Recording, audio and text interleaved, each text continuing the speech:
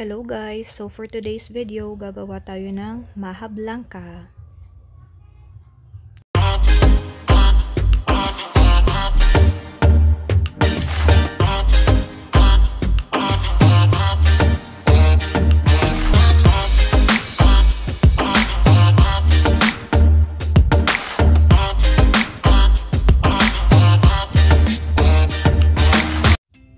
Ito pala guys yung kailangan natin para sa maha blanca. So mag-start na tayo guys. Ilagay na natin yung coconut milk. Dalawa yon, 400 gram or 4 cups. So dito pala guys, huwag niyo po munang bubuksan yung apoy habang naglalagay tayo nito. Sunod naman po nating ilalagay is yung cream corn. Yan po ang gamit ko, Jolly.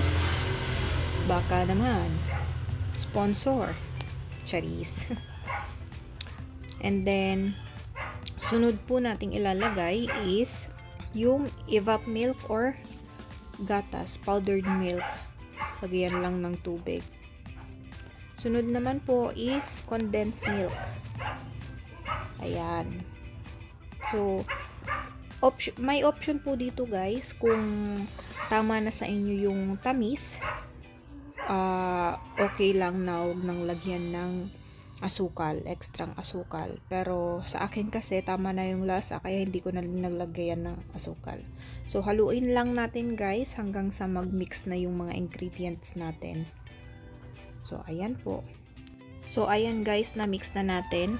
On na natin yung apoy and then antayin natin na kumulo. So, ayan na guys. Kumukulo na siya. Ilagay na natin yung tinunaw natin na cornstarch. Make sure lang na tunaw na tunaw talaga siya guys. And then, halu-haluin lang natin guys for 8 minutes. Magiging haluan to guys. Mangalay.